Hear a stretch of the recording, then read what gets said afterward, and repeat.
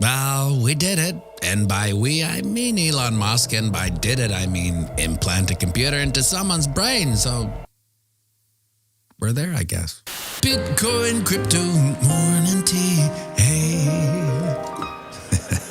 Good morning, everybody. My name's pianomattyb. That is Scaramucci's. This is your morning TA. A brief glimpse into the crypto markets where the sun's shining, where the winds blow.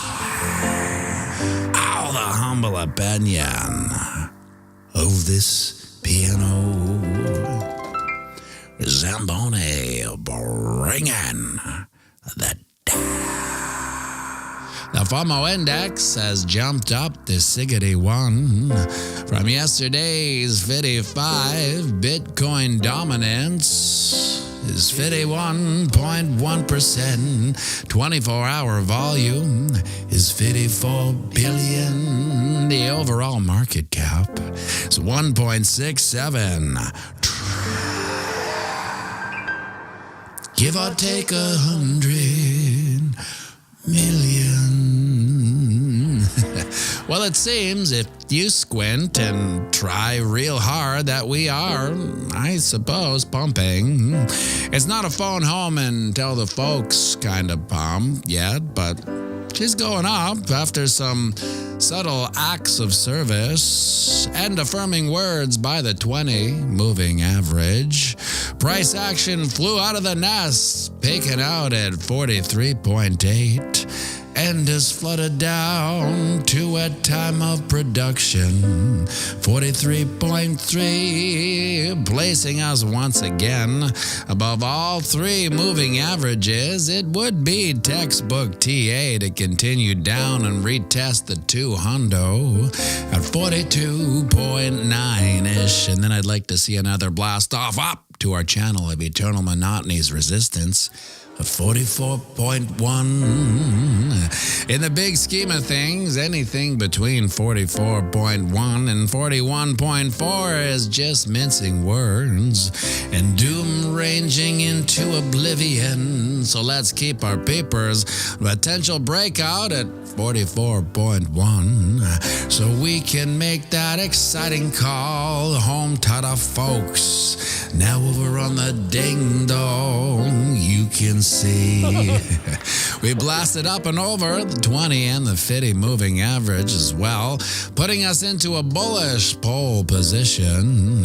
In order to get our full bullish license, I'd like to see the 20 moving average start angling up and cross bullish over the 50, which will happen once we test resistance up at 45.2. And all these dips under the 20 and the 50 moving average represent decent buying opportunities if you are in the DCA accumulation program.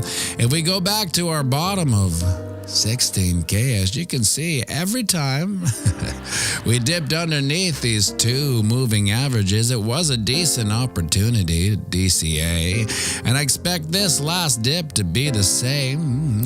So as boredom and apathy slowly lulls you into a neutral slumber of meh, you could take any or all of these dips under the 20 and the 50 moving average moving forward as DCA opportunities. It'll add some excitement to your market watch, and like most seasoned traders, the pros that you never see or hear from, you'll start wanting these dips because they are the accumulation zones, they are the opportunities. It's how you maximize your gains in this bull market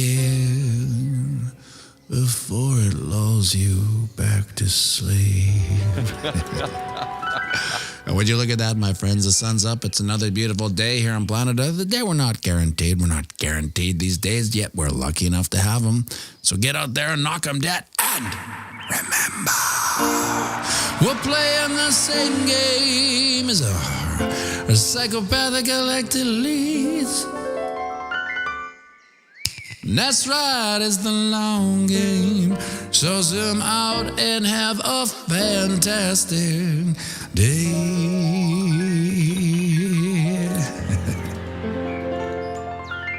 And we'll be going live right away, so grab yourself a coffee. Join me for a quick one, and by all means, sing it with me now. Over on the banks of Boom Dash Bang, Bitcoin, crypto, morning tea. Hey, whoa. Ching.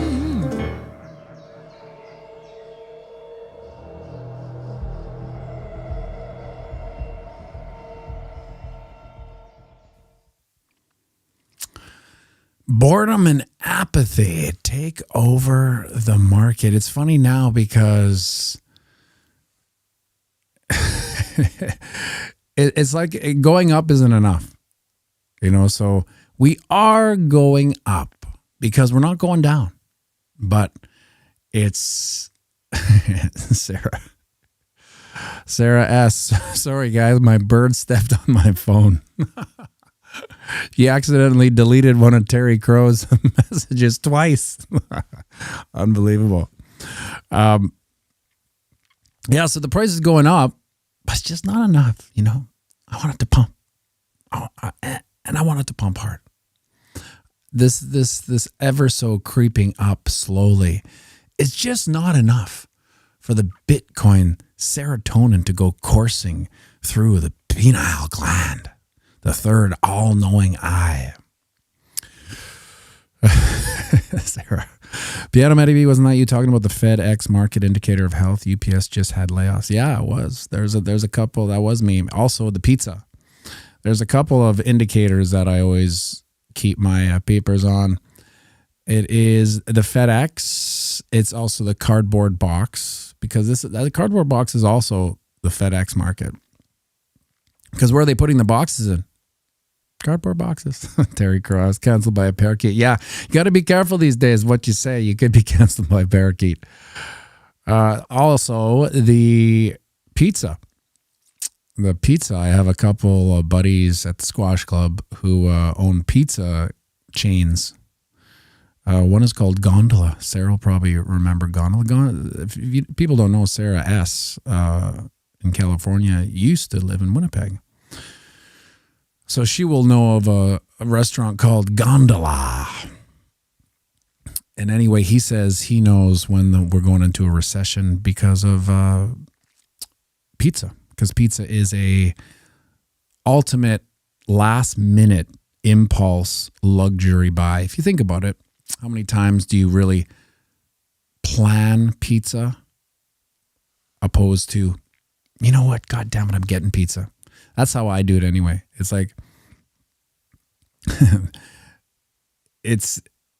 I never want to get pizza because I like it so much. And I know it's probably not that great for you. But when I do get it, it's last second, all right, I'm getting pizza. Right? That is an impulse luxury buy. I know some people plan it. Sometimes we actually plan it too. On a Sunday, we'll get pizza for everyone will come over or whatever. But usually it's an impulse luxury buy. So when these pizza guys say that pizza's down, you know that we're still in a recession or we're entering into a deeper one. Now, most people, if you ask most people, this is the funny thing too, because the example I give here is when I opened that nightclub. It was in 2010, 2011, and it was with four other guys. And you know what? I don't even think that I knew that there was a recession or that there was a great financial crisis that just happened years before. I was oblivious to it because I was so far removed from the financial system. I was done with the currency trading years before, and I had just been like a musician playing gigs.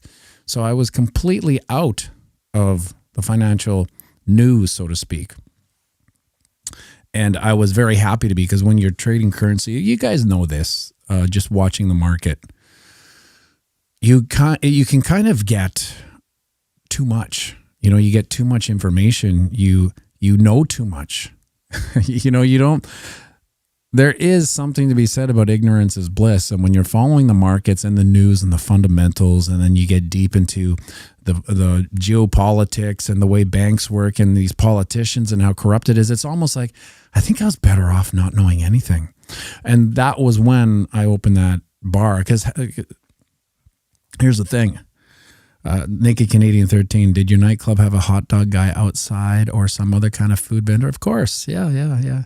You can tell your bar is popular when you have a hot dog guy out, right? Like if you have to ask for a hot dog guy at your bar, you're not doing too well. Usually they have to stake it. And then we called it the hot dog mafia because it was the same guy who would come whenever a bar was popular, and he would stake his ground and he would work it for the first little bit. And then he would get one of his employees. But in that first little bit, it was almost like he was peeing on the area. It's like, listen, this is my turf here. No one's going to be the hot dog guy but me. And he would work the hot dog little lane there for maybe a month or two, and then he would give it to one of his employees. But yeah, the hot dog mafia. But again, when we were opening it up, we didn't think about, well, is this a good time to open up a nightclub? Is this a good time for people to be partying? And it turned out it was a very good time. We were, Sarah asked, it might have been no, it wasn't. Sarah S. said, was it the Palomino hot dog guy? So we had this bar in Winnipeg called the Palomino. And it was like a hybrid country / dance bar, if there was possible, but it was typically an older clientele. And when I say older, younger than me now, but when we were younger, we thought everyone there was old, and they were probably, I don't know, in their 30s, late 30s, some in their 40s. It was where the cougars went. And it was slightly, I don't know what the word is. I don't want to say trashy, because it wasn't really trashy, but it wasn't like a hot nightclub, where people are lined up the door and all the women are attractive. It was very much like your run-of-the-mill gen pop bar, and people loved it. And it was basically the most popular bar for, 2 decades. They would have live bands. I actually played in some of the bands that played there. Yeah, Dave Digital. It was a dive bar, but it was slightly better than a dive bar, I guess, because it was a meat market. So they would have 400 people in it or something like that. It was quite big, and they would have No Country Mondays, and that's the night that we would play as the cover band, and they would just do No Country Mondays. So they would do the top 40, whatever. But of course, everyone was there for country, so country was pretty big at the same time. However, that's right, Troy. It was a cougar den to us. I actually wrote a song when I was younger called "She's a Cougar." I had this guy who was, what was he called? An administrator. So there's this weird term in the music business back then. So that was a long time ago. I was in my late 20s, and there was that administrator. And what an administrator does is that he connects people. He connects you to a songwriter, or he connects you to a publisher. And if he connects you, he takes 10% of anything that happens. So he's kind of like, he invented himself a position outside of management and booking. He was just a guy in the know that knew a lot of people. And so he's like, well, I'll introduce you to so-and-so. And then you sign this contract. Any children that are born from this meeting, he gets 10% of. He actually introduced me to the the songwriter of Like a Virgin, Billy Steinberg, I think his name was. His name was Billy Steinberg. And he didn't tell us that it was going to be him. He was just driving us around. It was kind of in Beverly Hills, but it was, I don't think it was Beverly Hills, because it's like winding, and we're just like looking around, and he's talking about who he wrote with. And the only thing he said was he wrote with Patty,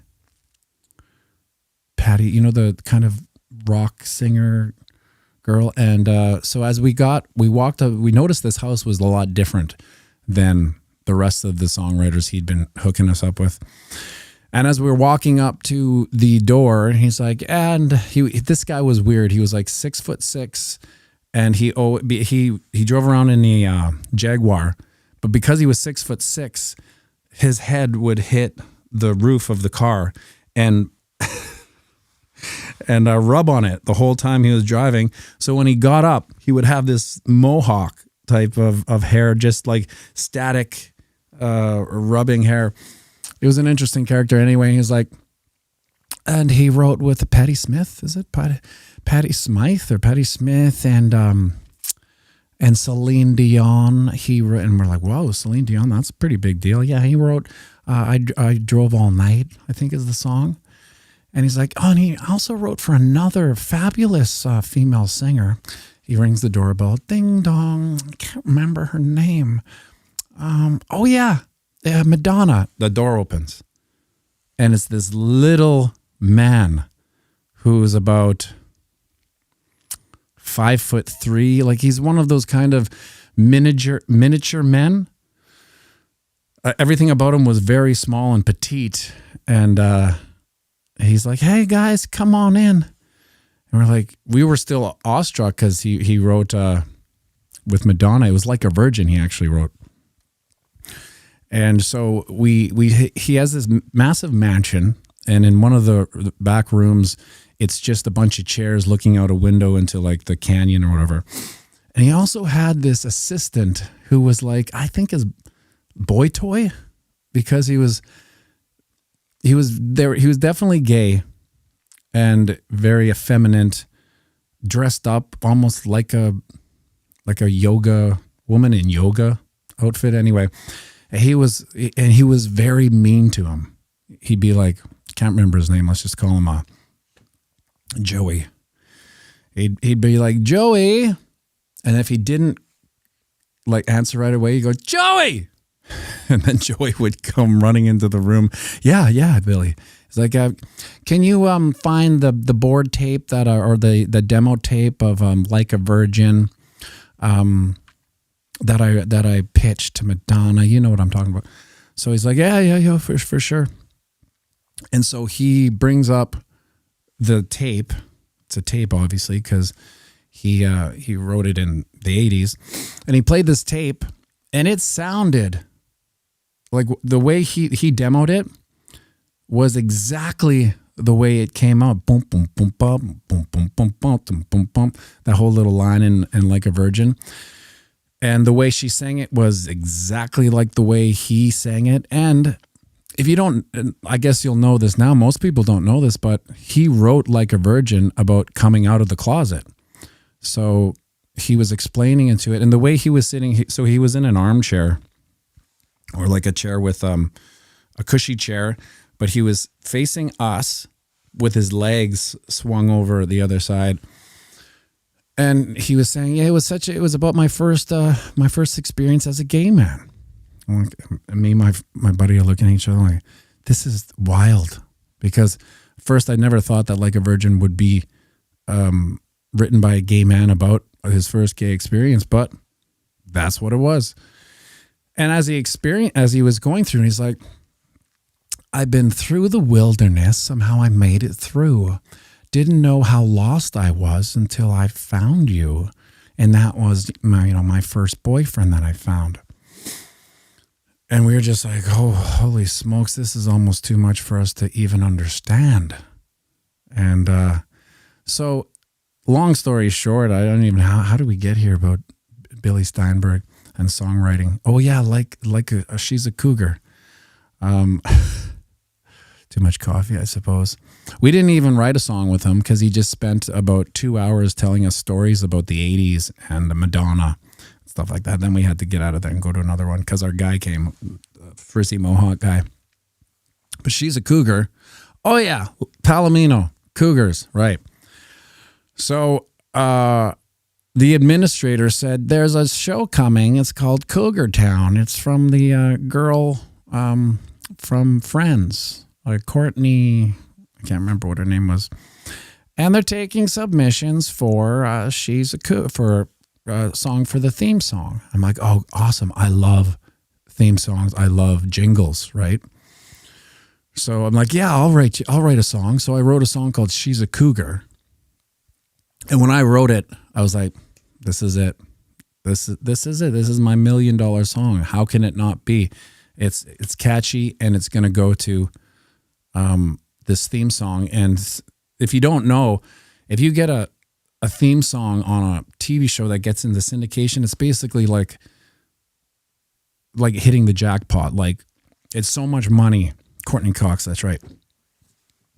It's so much money. Like, so for instance, the theme song for Big Bang Theory was written by the Bare Naked Ladies, which is a Canadian band. And although they had a number one song with that, well, it's down now to look at me. It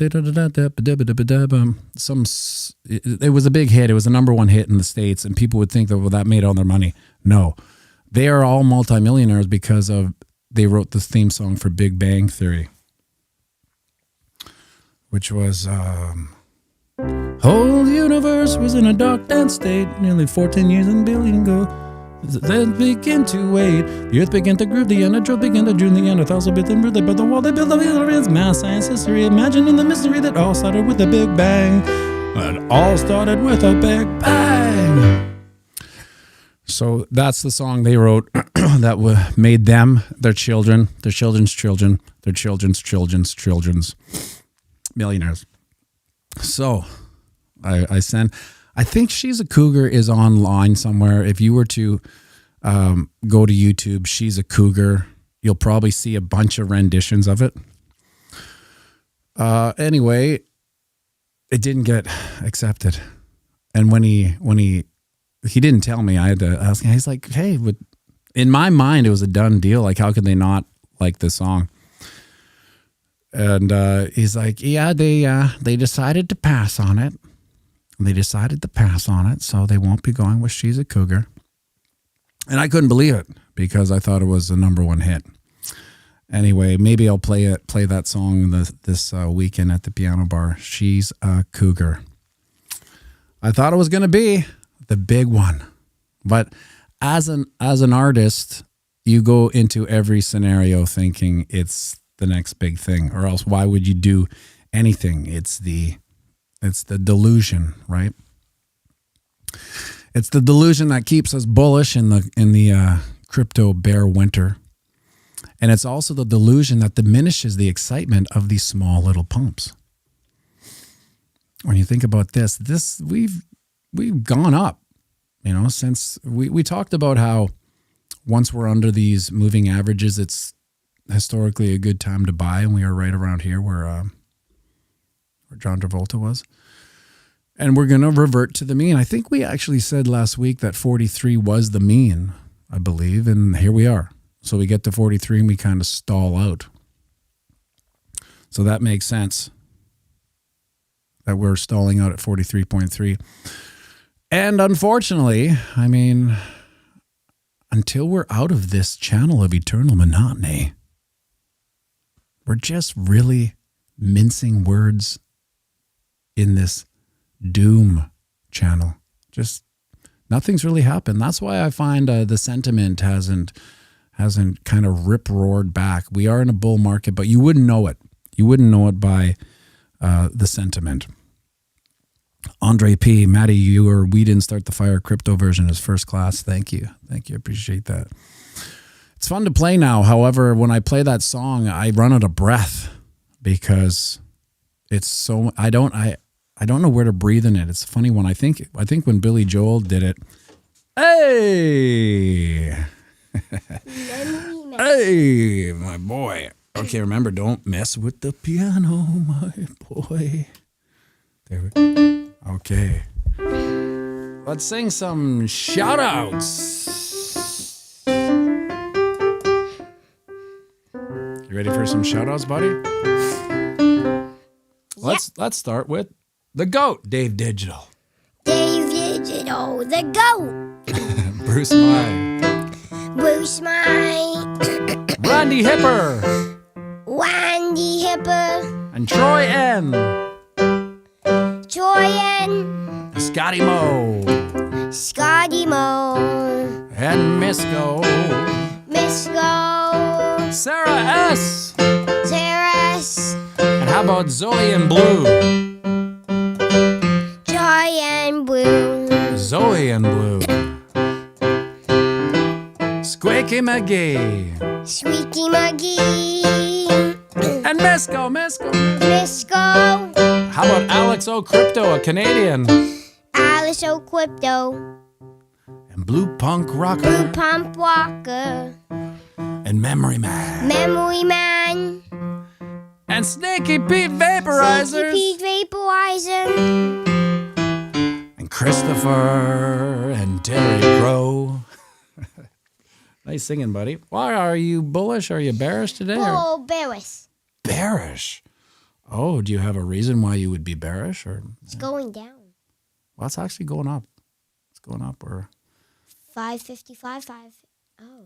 No, it's 43,363. Yeah. So we are going up, but that it's okay to think it's going down when it is going up. Usually, when it does go up, it has a tendency to go down. So let's sing the good peeps out here, Dick Duck.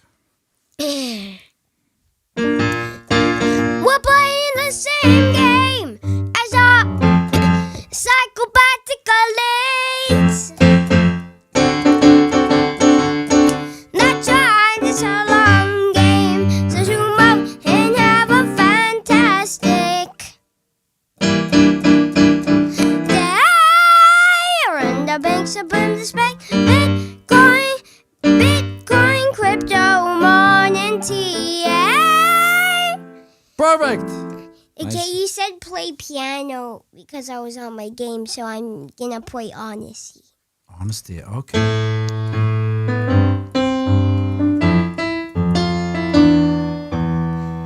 If you search for tenderness, it isn't hard to find. You can have the love you need to live.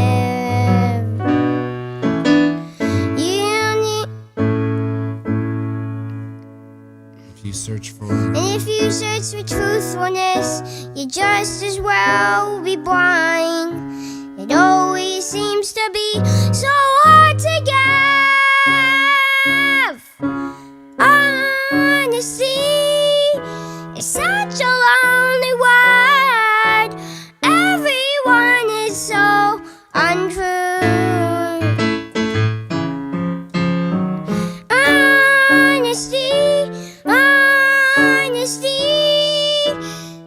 Hardly ever had mostly what I need from you.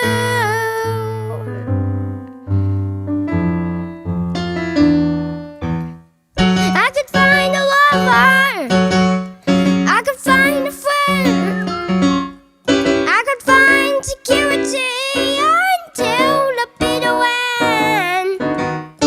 Anyone could comfort me with promises again. I don't know. I don't know.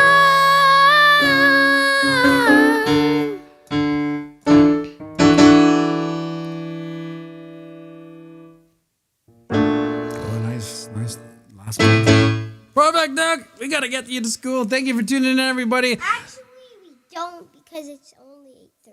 Yeah, well, it's getting there. Thanks for tuning in, everybody. Actually, 8:29 collection. Oh, correction. Thanks for tuning in, everybody. Have a great day. See you tomorrow. Make sure you like and subscribe.